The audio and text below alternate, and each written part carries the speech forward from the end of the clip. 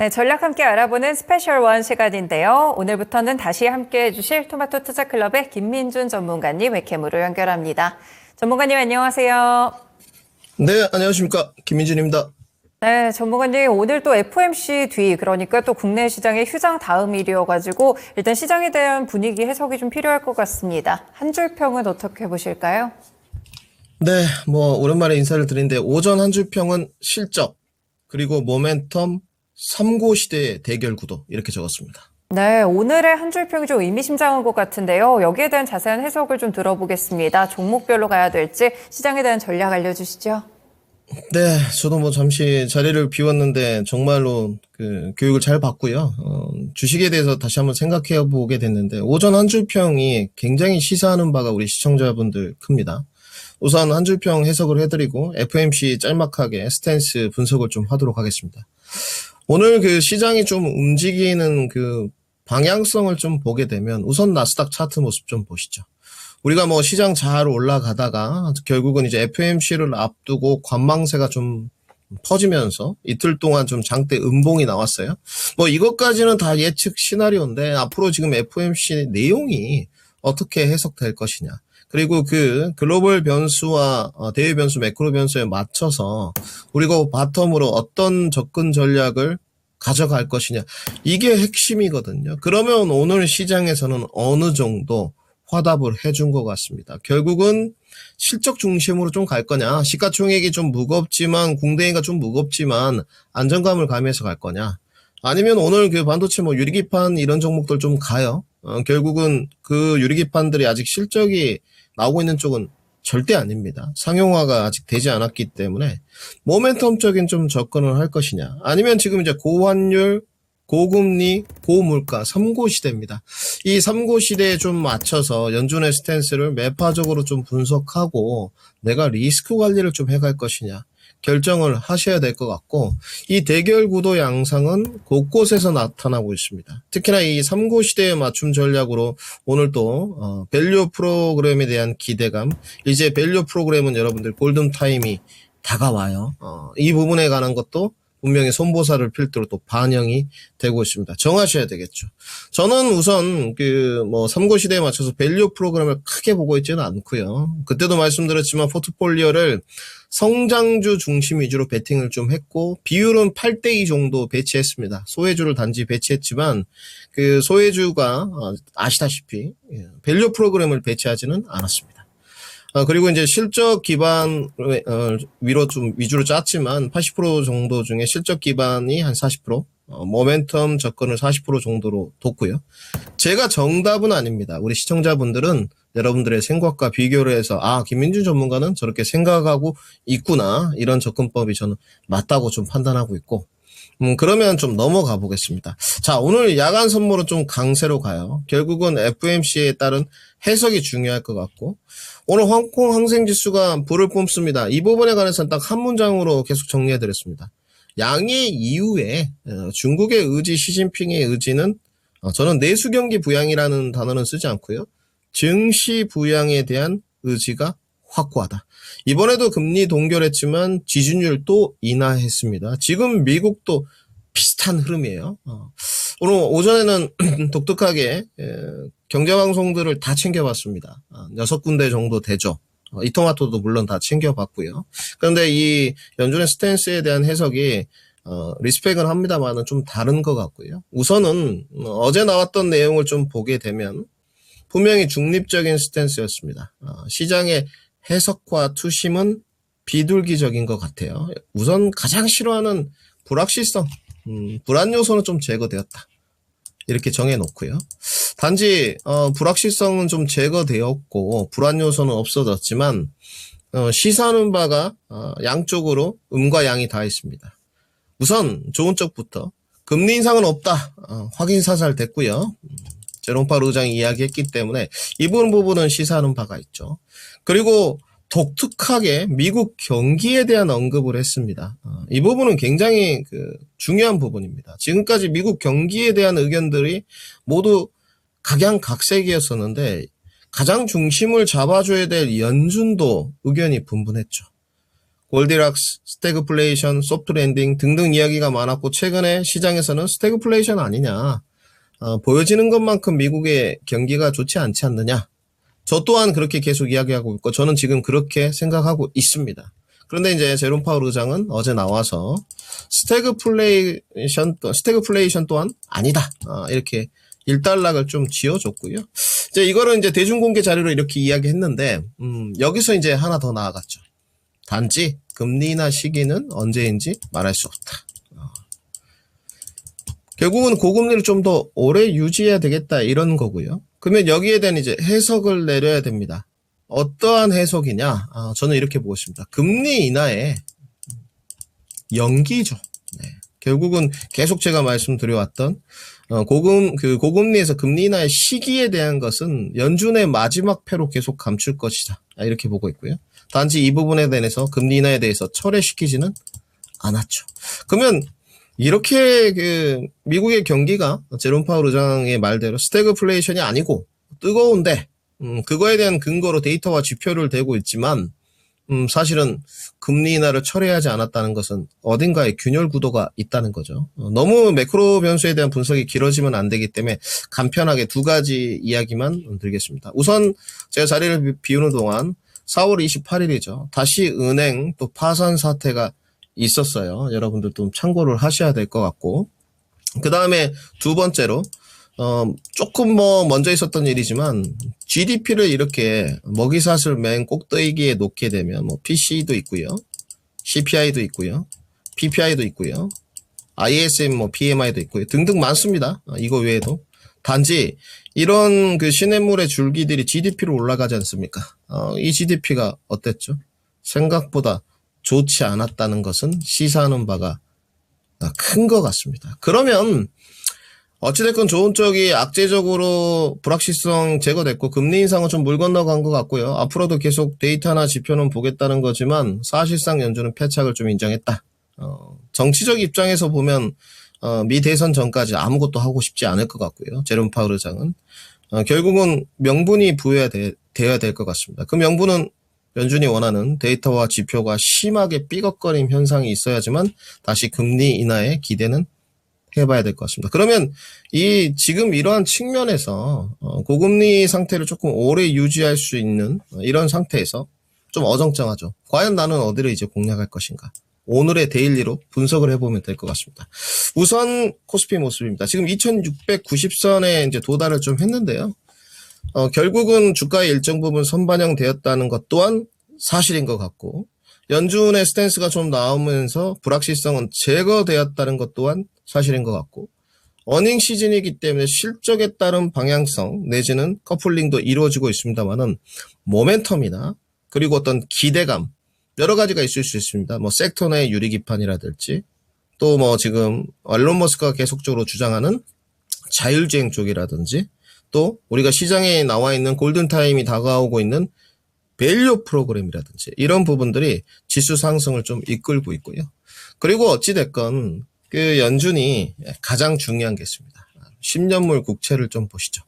10년물 국채인데 어제 지금 1.94가 빠졌습니다. 4.59인데 장단기 금리 역전차는 차지하고요. 지금 대차 대조표 축소했죠. 이 부분은 시사하는 바가 좀 큽니다. 우리 이제 일반인들 시청자분들 접근하기엔 대차 대조 축소가 좀 와닿지는 않지만 이렇게 보시면 됩니다. 고금리의 스탠스를 유지했지만 시장의 유동성 공급의 효과는 조금 놔두겠다. 걷어들이는 돈 좀 줄이겠다. 너무 빡빡하게 굴러가니 지금 예시입니다. 1000만 원씩 걷어들였다면 앞으로는 200만 원씩만 걷어들일게. 이 정도 생각하시면 됩니다. 그러면 아무래도 유동성 효과에 좀 상황이 연출되겠죠. 걷어들이는 돈이 빡빡해지지 않았기 때문에 이 정도 보시면 될 것 같고요. 그렇기 때문에 오늘 시장 상황이 그렇게 나쁘지 않습니다. 우선 채권 지금 10년물 국채가 좀 떨어지면서 달러 인덱스도 좀 자극을 했고요. 분명한 건 많이 빠졌습니다. 오늘 양봉이긴 합니다. 그러다 보니까 어느덧 10년물 지금 국채 달러 인덱스 $1 환율까지 1376원입니다. $1 환율이 이렇다 보니 모양새는 거의 비슷해요. 10년물 국채하고. 오늘 수급 상황은 나쁘지 않습니다. 그렇게 헤비하게 뭐 현물 매도가 나온다든지 선물 매도가 나온다든지 이렇진 않는데 이제 어닝 시즌에 따라서 실적의 커플링이 어느 정도까지 이루어질 것이냐. 제약바이오도 마찬가지고 2차 전지도 마찬가지고요. 반도체도 마찬가지입니다. 그리고 이제 이 지수를 상승으로 이끌 만한 요소가 있느냐. 시장의 지금 기대감으로 봤을 땐 지수 상승은 일단 제가 봤을 때 밸류 프로그램이 한 번 더 긍정적으로 나와준다면 시장을 이끌 것 같습니다. 그러면 저와 우리 시청자분들이 준비해야 될 것은 결국은 어느 쪽에 접근 포인트를 매매로 할 것이냐, 내지는 어느 쪽에 가격 경쟁력이 있어서 접근 포인트를 투자로 할 것이냐, 이 부분을 설정하고 들어가는 게 가장 중요한 것 같고요. 그 다음에 5월에 이제 어닝 시즌인데 5월을 바라보면서 접근할 것이냐, 6월까지 내다보면서 할 것이냐. 저는 지금이 2700선입니다만은 아직도 한 번 더 눌러주거나 지금 자리에서도 분할 매수로 기회다. 이렇게까지 정리해드리겠습니다. 네, 금리 인하 시점이 이제 FOMC 이후에 확실하게 좀 미뤄지면서 파월 의장이 공식적으로 이야기를 하기도 했었고요. 다만 이제 고금리가 언제 끝나게 될지 불투명해진 상황입니다. 결국에는 실적을 볼지 모멘텀을 볼지 어떤 쪽으로 접근을 할지 투자 방법과 기간은 어떻게 설정을 할지가 포인트가 될 것 같은데요. 하나씩 힌트 차근차근 풀어나가 보도록 하겠습니다. 전문가님, 오늘은 그러면 어떤 섹터에 대한 설명도 주실까요? 네, 오늘 반도체 2차 전지 피부 미용 의료기기 준비했습니다. 네, 주도주들 두 가지 함께 들어보고요. 미용 의료기기 종목도 오늘 좋습니다. 그 흐름까지 함께 읽어볼게요. 네, 첫 번째로 반도체입니다. 간밤에 미증시에서는 반도체 종목들이 하락세가 좀 나왔었는데 한 줄 평을 어떻게 봐야 될까요? 네, 엔비디아 GPU 시대는 지속, 그리고 모멘텀 이렇게 적었습니다. 네, 역시나 반도체 종목들에 대해서 긍정적인 시각을 주시는 것 같은데요. 이 상황에서 반도체 종목들 어떻게 전략을 잡아야 될까요? 네, 뭐 시장에 이제 일정 부분 걱정하는 부분도 분명히 있을 것 같습니다. 어제 뭐 좀 필라델피아 반도체 지수도 빠졌고, 근데 뭐 지금 엔비디아는 안 빠진 상태고요. 프리마켓까지 1.63%를 유지하고 있는데, 제가 봤을 때는 확실히 지금 반도체가 기존에 유지하던 어떤 내용이나 스탠스가 좀 있었지 않겠습니까? 근데 이제 작년부터 이제 AI 이제 개화 시대, 올해는 제가 AI 확장의 시대라는 이제 문구를 좀 붙여서 반도체를 이끌어 나가고 있는데, 산업의 변화의 중심에 서 있기 때문에 접근 포인트들이 조금씩 다른 것 같습니다. 그들이 맞다 틀리다를 떠나서 리스펙하고요. 단지 지금 주문용 반도체 칩은 글쎄, 저는 이렇게 생각하고 있습니다. 지금 어제 미국 시장이 밀린 이유를 보시게 되면 여러분들 AMD의 이제 예상치를 좀 하회하는 실적이었거든요. 실적은 적자가 아니고 흑자 썼고요. 근데 지금 이렇게 해석을 하는 건 사실은 좀 논리 구조가 많지 않죠. 왜냐하면 지금은 주문용 반도체 칩의 시장이 아닙니다. 네, 아직 멀었고요. 이 부분은 자신 있게 말씀드리는데요. 내년에 생각하십시오. 네, 아직 멀었고요. AMD는 실망이 아닌 당연한 겁니다. AMD를 좀 말씀드리면 이제 뭐 젠5도 좀 있고요. 라이젠도 있지만 거기가 이제 AMD 이꼴 FSD 엔진인 테슬라하고 좀 연관이 깊습니다. 2021년도부터. 어찌됐건 테슬라도 이제 쉽게 우리 시청자분들 엔비디아 거 쓰기 싫습니다. GPU 쓰기 싫어요. 네. 이해합니다. 네. 근데 아직은 멀었어요. 네. 뭐 엔비디아가 워낙 잘 나가고 있는 이유는 늘 간단하게만 말씀드리면 범용성 때문이고 아직은 엔비디아의 직결 구도를 넘어갈 수 없습니다. 그렇기 때문에 시장이 실망했다고 하는데 실망한 게 아니고요. 당연한 거고 그러면 여러분들 직결 구도는 어디로 가겠습니까? 네, 그렇죠. GPU로 간다는 거죠. 네. GPU에서 내려와 보겠습니다. 어디로 다시 간다는 겁니까? HBM으로 간다는 거죠. 단지 HBM의 직관 요소를 공략할지 HBM에서 좀 파생되는 요소들이 있을 거 아닙니까? 뭐 세종도 있을 수 있고요. 코오스도 있을 수 있고요. TSMC. 삼성전자는 코오스를 하지 않습니다. 굉장히 잘못된 정보들이 너무 많아서요. 정보의 전달은 잘못된 것은 수정하는 게 맞습니다. 생각의 차이는 수정할 필요가 없죠. 의견이기 때문에. 그런데 삼성전자는 코오스를 하고 있지 않고요. 세인트라는 삼성전자의 첨단 인터커넥션 기술을 하고 있습니다. 이 부분은 제가 다 확인한 거고요. 네. 그래서 참고를 좀 하셨으면 좋겠고 단지 이 AMD나 주문형 반도체 칩이 안 좋을 수밖에 없는 이유 테슬라 차 지금 잘 안 팔립니다, 여러분들. 당연하겠죠. 네. 애플 지금 안 좋습니다. 당연하겠죠. 네, 그렇게 생각하시면 되고요. 그렇기 때문에 이제 그 삼성전자도 마찬가지고, 삼성전자의 파운드리의 매출을 보게 되면 대략적으로 모바일이 54%, 고성능 HPC가 한 19%, 그 다음에 이제 차량, 오토모티브가 한 11% 되는데, 여기 안에 이제 테슬라 쪽이 다 들어가 있어요, 사실은. 시장에 그런 평들이 좀 많이 있습니다. 근데 삼성전자는 좀 갤럭시 E4 많이 회복했고, 고성능 컴퓨터도 좀 잘 나가는 쪽 같고, 테슬라가 좋아지게 되면 오토모티브도 좋아지겠죠. 요 정도 정리하고요. 결국은 지금은 GPU, HBM, 직관 요소 내지는 부생 요소, 파생 요소로 가는 게 좋습니다. 오늘 그에 대한 실예가 하나 있습니다. 그게 뭐냐? 레이저셀입니다. 이렇게 보시면 될 것 같고요. 지금 삼성전자에서 이제 밝힌, 제가 계속 강조했던 정통 디램과 낸드는 삼성전자를 보게 되면 지장이 없습니다. 삼성전자에서 분명히 이렇게 말했어요. 2분기 때는 낸드와 디램은 더 회복된다. 우리는 낸드 가동률이 90%다. 근데 이제 글로벌적으로 봤을 때 애플이 삐걱삐걱해요. 애플이 삐걱삐걱 한다는 것은 모바일, 즉 휴대폰이기 때문에 낸드 수요가 전체적으로 좀 떨어지죠. 저는 사실은 TSMC가 후공정 업체인데 TSMC가 무엇이라고 글로벌 디램과 낸드의 산업 전망을 하는지는 모르겠어요. 단지 분명히 일정 부분 영향은 있습니다. 그렇기 때문에 결을 삼성전자 결로 정통 디램과 낸드는 타가시는 게 좋고 그 부분은 올해 연말이나 연초까지입니다. 단지 이제 HBM 쪽으로 다시 직관 요소로 가든 한미로 가든 뭐 PSK 홀딩스로 가든 등등 파생 요소, 부생 요소로 가든 뭐 세정으로 가든 세정 부품으로 가건 정하셔야죠. 네, 매매로 할지. 지금은 그리고 이제 실적 부분이 있는 쪽은 어디냐? HBM 직관 요소들이 좀 실적은 있죠. 특히 뭐 세정이나 뭐 또 직관 요소 한미 반도체나 분명히 실적은 밸류는 차지하고요. 좋아진 부분이 있고. 그리고 이제 상대적으로 모멘텀 플레이가 또 어디 있느냐? 오늘 뭐 삼성전자는 좀 넘어가고 LG노텍이죠. 이 시간에도 추천드려봤고 삼성전기죠. 분명히 말씀드렸지만 유리기판의 여러 기술력들이 상용화 디스플레이가 있었기 때문에 좀 상용화는 안 됐지만 기술 개발이 완료됐고 중소형 종목들 뭐 필옵틱스나 많이 갔어요. 여러분들은. 오늘 FNST 테크도 조금 좋더라고요. 6.78% 올라가고 있습니다. 뭐 기술적으로도 상당히 자리가 괜찮고 좀 먹음직스러워요. 근데 결국은 뭐냐? 기판은 삼성전기하고 LG노텍이다. 이렇게 보시면 될 것 같고요. 그래서 이제 LG노텍이 뭐 19만 원대, 저는 20만 원대를 좀 바닥으로 봤는데 어찌됐건 잘 올라오고 있고요. 여기는 중요한 게 뭐죠?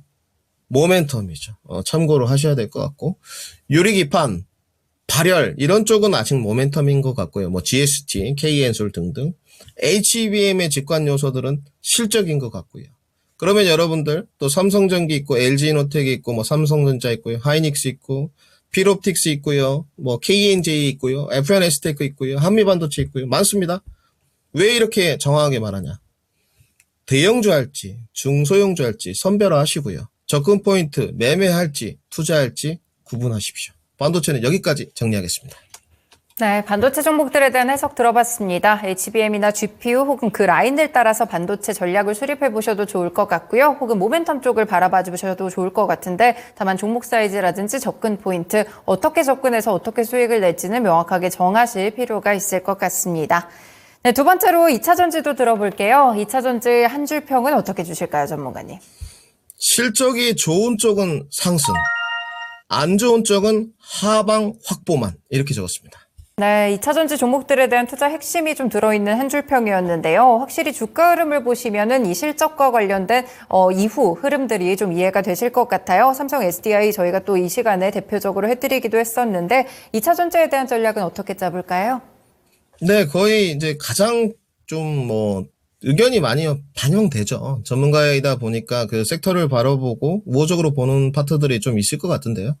2차 전지는 정말로 객관화를 많이 시키려고 합니다. 또 2차 전지를 저도 같이 시청자분들하고 해나가고 있기 때문에 근데 거의 변하지 않습니다. 저는 지금 내용을 계속 말씀드리면 이제 2차 전지의 어떤 그 좀 버블, 인플루언서들의 언론 플레이 이런 부분은 다 끝난 것 같고요. 결국은 주가가 어느 정도 떨어지고 바닥을 유지하면서 결국은 그들의 의견이 리스펙은 합니다만은 시장의 결과는 좀 다르다 이렇게 봐야 될 것 같고요. 저는 이 내용에 대해서 나중에 교육을 하겠습니다만은 딱 한 문장만 말씀을 드리겠습니다. 시장이 원하는 투심이 있어요. 대세라고 말하기도 하고 대장주라고 말하기도 하고요. 이쪽도 있습니다. 개인 투심이 또 자극되는 내가 이렇게 기업 분석을 하고 탑부터 바텀까지 분석을 하는데 난 이거로 생각해. 정답은 양쪽 다 아닙니다. 정답은요. 교집합적으로 경계선상에 있는 게 정답입니다. 이 부분에 관해서는 반문을 좀 해보시는 게 좋을 것 같고요. 결국은 너무 광기에 이용당해도 안 되고요. 또 시장에 너무 대세 흐름을 거슬러도 좋지 못합니다. 그렇기 때문에 이 좋은 2차전지 섹터를 놓고도 수익이 나는 사람, 안 나는 사람 구분돼 있고요. 단지 이제 제가 2차전지까지 정리한 것은 실적 발표 후에 선별화 과정이 될 것이다. 뭐 이렇게 했고요. 모든 종목들이 다 가지 못한다. 그리고 최근에 이제 테슬라의 그 주가가 굉장히 퍼포먼스가 좀 깊었기 때문에 연동관계 계속 이야기를 했는데요. 저는 이 시간에 다 말씀을 드렸기 때문에 이 부분은 양보할 생각이 없습니다. 네. 테슬라의 주가가 올라간다는 것은 우리 은별 앵커님께도 말씀드렸지만 일론 머스크의 입입니다. 지금까지 그렇게 주가 견인했고요. 그 다음에 온디바이스의 AI의 최대어인 자율주행을 계속 들고 나오고 있습니다. 그걸로 중국도 다녀오셨고요. 그러면 커플링 관계로 갔을 때 사실은 2차전지가 그렇게 좋은 영향력을 받을 건 없는 것 같습니다. 그래서 연동 관계에 대한 커플링이 딥하고 깊으면 너무 좋죠. 그건 제 생각. 단지 지금의 결과물들은 딥한 것 같진 않아요. 네, 그러면 커플링 관계는 떨어진다. 이렇게 봐야 될 것 같고. 단지 주가를 하방으로 견인하고 있느냐. 하방 경직성은 실적들이 나오는 종목들은 좋든 나쁘든 확보됐어요. 네. 지금 모습은 포스코 퓨처엠이고요. 27만 8천 원. 에코프로 BM의 실적에 관해서는 뭐 이야기하지 않겠습니다. 다들 아실 것 같기 때문에 또 앵커님들이 전달을 해주실 거기 때문에 단지 주가가 뭐 2% 좀 빠지고는 있습니다만은 헤비하게 빠지진 않아요. 그러면 하나 더 보겠습니다. LG엔솔입니다. 주가가 오르지 않지만 이것도 제가 그랬죠. 하방 확보할 거다. 빠지지 않아요. 자, 저희 걸로 가보겠습니다. 삼성 SDI입니다. 잘 오릅니다. 네. 이게 정답인 것 같고요. 결국은 하방 경직성 확보냐, 실적 발표 상승이냐. 뭐가 정답이다 말할 건 없지만 실적 발표 후에 상승으로 가는 종목들의 특징은 팩트죠. 어떤 팩트냐. 시장의 상대적인 호실적을 기록하고 있다. 셀 업체 중에서 상대적으로 영업이익률이 적게 감소했다.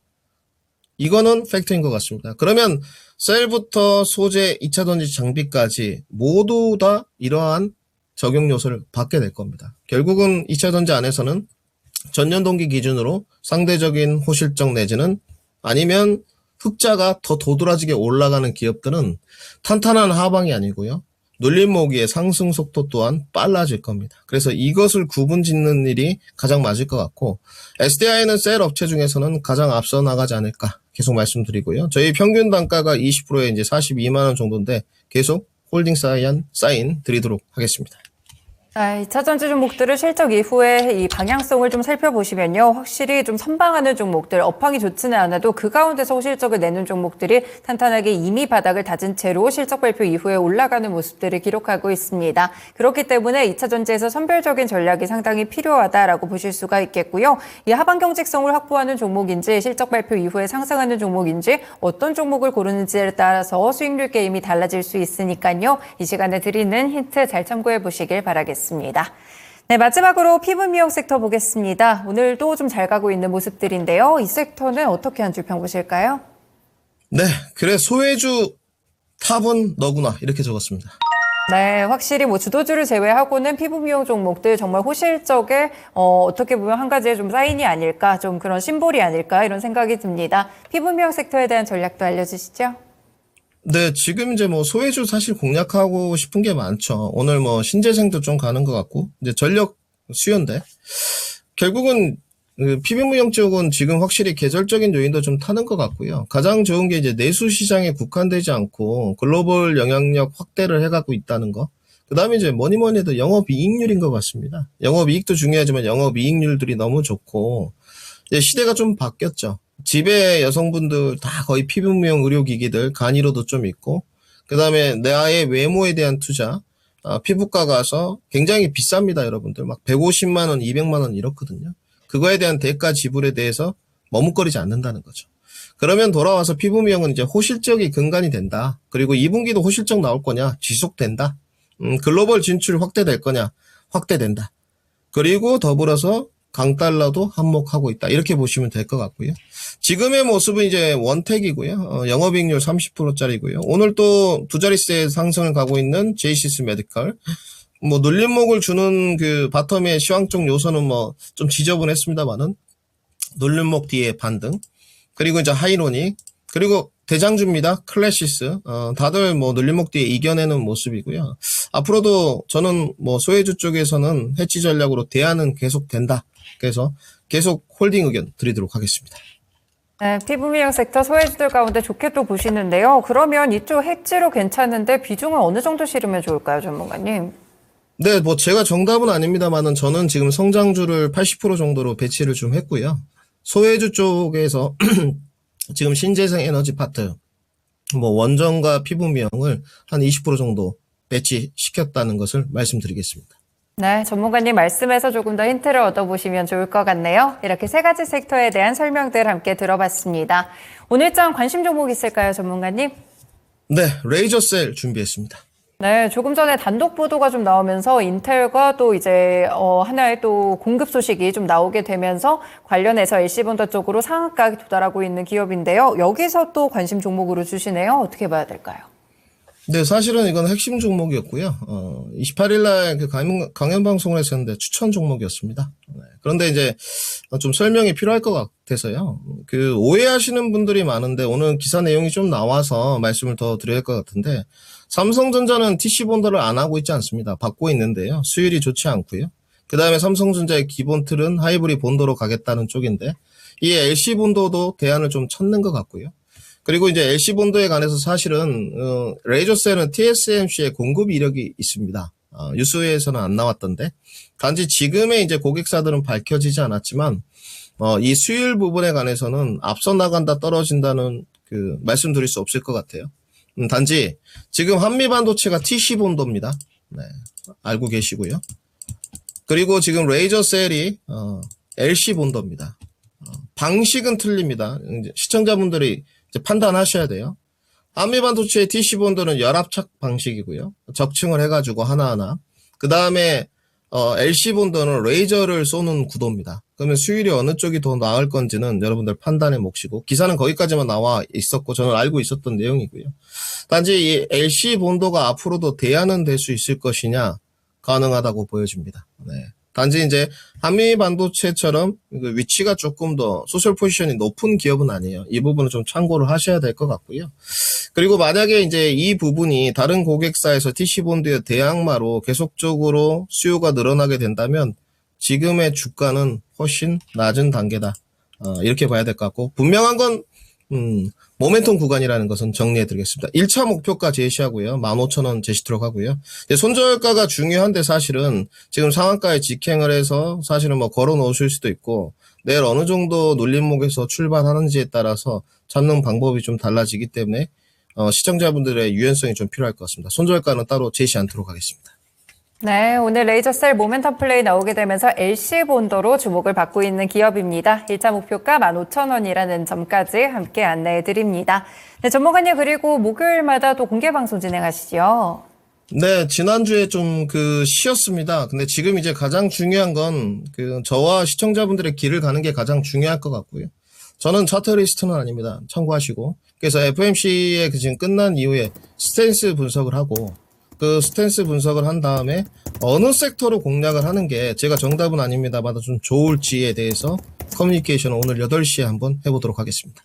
네, FOMC 이후에 방향성이 명확하지 않다, 어떻게 가야 되는지 길이 보이지 않다 하시는 분들은 오늘 8시에 공개 방송 참고해 보시면 좋을 것 같습니다. 전문가님 오늘 말씀 잘 들었습니다. 고맙습니다. 네, 감사합니다. 네, 지금까지 스페셜 원 시간이었고요. 토마토 투자클럽의 김민준 전문가와 함께했습니다.